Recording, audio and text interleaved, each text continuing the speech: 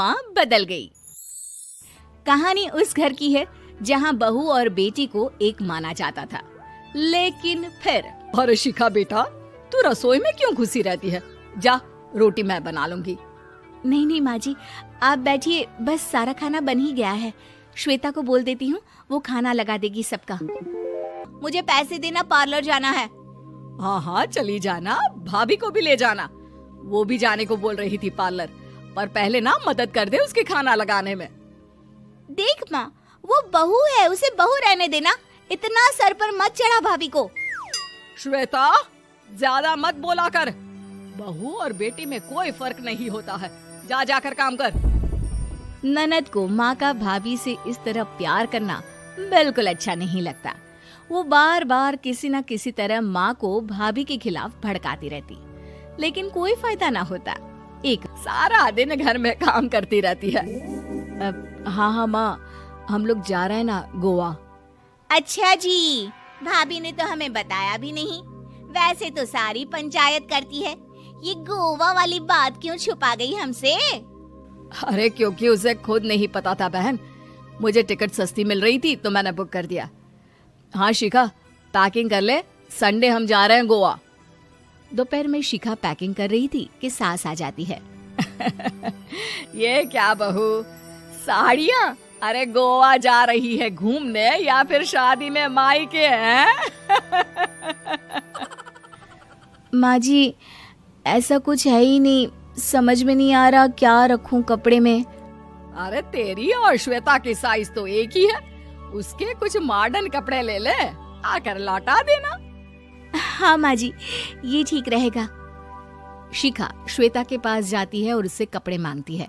ना जी ना, मैं अपने कपड़े ना दूं, वैसे भी फैल जाएंगे मेरे कपड़े, बहुत महंगे वाले हैं। शिखा मुंह लटकाकर कमरे में आ जाती है तो सास कहती है, चल तैयार हो जा, तुझे मैं शॉपिंग करा कर लाती हूँ गोवा की। बस फिर क्या था, सास बहू निकल जाते हैं मार्केट और एक से बढ़कर एक ड्रेस खरीद कर घर आते हैं। पहले बता देती कि नए कपड़े दिलाने वाली है भाभी को, तो मैं अपने ही दे देती ना भाभी को, मुझे दिला देती नए कपड़े। देख श्वेता, परिवार का मतलब सबके साथ रहना होता है, ना कि सिर्फ अपना सोचना। वैसे भी तुझे अच्छे संस्कार सीखने चाहिए। और रही बात कपड़ों की, तो शिखा, आज से घर पर भी तू मॉडर्न कपड़े ही पहनेगी। कोई जरूरत नहीं है ये साड़ी वाड़ी लपेटने की। अब क्या था, घर पर श्वेता और शिखा एक जैसे रहते। एक बार पड़ोसन आती है। अरे बेटा, अपनी माँ को तो बुलाना, जरा बात करनी है। शिखा सास को बताती है और रसोई में चली जाती है। ये आपकी बेटी बहुत बड़ी हो गई है, इसके लिए एक रिश्ता है, कहो तो बता दूं। ये बेटी नहीं बहू है, घर में सब एक जैसा ही रहता है। वैसे मेरी बेटी भी बड़ी हो गई है, कोई रिश्ता हो तो जरूर बताना। पड़ोसन रिश्ता लेकर उन लोगों के घर आती है। तब श्वेता की होने वाली सास कहती है, तो ये घर है, कितने मंजिल का है? और ये बहू ने आपकी क्या पहन रखा है, जीन्स टॉप? अरे भाई, साड़ी वाड़ी नहीं है क्या इसके पास? देखिए, सर्दी है तो साड़ी में बहू कैसे मैनेज करती, वैसे पहनती है साड़ी भी। देखिए, हम लोग ठहरे पैसे वाले लोग, कोई कमी नहीं है हम लोगों के पास पैसों की, बहुत पैसे हैं, जमीन, नौकर चाकर, कार, सब कुछ है, लेकिन घर में संस्कारी बहू चाहिए। समझ रही हैं ना आप? सास कुछ कहती कि श्वेता बोल पड़ती है, हाय रे, नौकर चाकर से लेकर जमीन, कार, पैसा, हाँ, मुझे रिश्ता मंजूर है मुझे। अरे रुक जा श्वेता, मैं बात कर रही हूँ ना। देखिए, हम लोगों के घर इतनी आजादी नहीं मिलेगी। अरे हाँ कर देना माँ, हाँ कर दे जल्दी से। सास क्या करती, बेटी की शादी ऐसे घर में कर देती है जहाँ ना उनके विचार मिलते हैं और ना ही आचार। शादी के बाद एक रोज फोन पर, श्वेता बेटा, एक बार घर आ जा, बहुत दिल करता है तुझे देखने का। माँ, वो घर पर बहुत काम होता है, कैसे आऊँ? बड़ा घर है, लेकिन आने जाने वालों की लाइन ही लगी रहती है। बेटा, मैं तो जानती थी उस घर का हाल, लेकिन तू ही नहीं मान रही थी।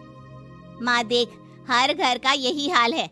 तेरी बेटी को यहाँ घूंघट हटाने की परमिशन नहीं है और एक तरफ भाभी स्कर्ट पहनकर घूम रही है।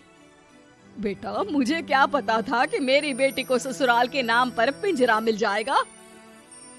अच्छा माँ, फोन रखती हूँ, सास को गर्मा गर्म रोटी खिलानी है। तुम लोगों की तरह नहीं कि एक रोटी बनाओ, एक सब्जी बनाओ, फिर सारा दिन फ्री होकर घूमो। सास फोन तो रख देती है, लेकिन सोच में पड़ जाती है कि एक तरफ बेटी जिसे कोई आजादी नहीं, वहीं दूसरी तरफ बहू जिसे देखकर लगता ही नहीं कि उसकी शादी भी हुई है। अगले रोज। शिखा, अरे ओ शिखा। हाँ माँ, क्या हुआ? कुछ चाहिए आपको? मैं जिम जा रही थी। जिम के कपड़ों में बहू को देखकर सास को घूंघट में अपनी बेटी का ख्याल आता है। देख बहू, घर में बहू की तरह रहा कर। इतने टाइट कपड़े पहनकर जिम जाना पसंद नहीं मुझे। जा जाकर रोटी बना। रोटी? माँ अभी तो शाम की 6 बजे हैं, इस वक्त रोटी? अब क्या मेरे खाने पीने पर भी पहरा है? अरे जब मर्जी तब मैं अपने घर में खा भी नहीं सकती क्या? बहू को अजीब लगता है। वो समझ नहीं पाती कि जो सास कल तक इतनी सपोर्टिव थी, उन्हें अचानक से क्या हो गया। वो किचन में जाती है, गरम रोटी के साथ 2 तरह की सब्जी, रायता, सलाद सब लेकर सास के पास आती है। माँ जी, खाना। इतना सारा खाना? राक्षस समझा है क्या मुझे? रोटी मांगी थी मैंने गर्मा गर्म बस। पर माँ जी, रोटी खाती किससे आप? सब्जी तो बनानी थी ना। अरे भूख मर गई मेरी तेरी बहस से। जा जाकर काम कर, अंदर पूरी रसोई साफ कर। बहू अंदर चली जाती है। थोड़ी देर में श्वेता घर आती है। अरे शिखा, जल्दी से चाय ला, पकवान बना, मेरी बेटी आई है। अरे नहीं नहीं माँ, ड्राइवर बाहर खड़ा है। मैं तो घर का कोई सामान खरीदने के बहाने यहाँ आ गई हूँ, मुझे जाना होगा। अरे बेटा, पर कितने दिनों बाद देख रही हूँ तुझे, रहने आ जाना 2-4 दिन के लिए। आ जाऊंगी माँ, जब मेरी सास मरेगी तब। मैं तो रोज मन्नत मानती हूँ कि मेरी सास मर जाए तो अच्छा है। अच्छा चल, जा रही हूँ माँ। हे भगवान, कैसे कैसे दिन देखने पड़ रहे हैं मेरी बेटी को।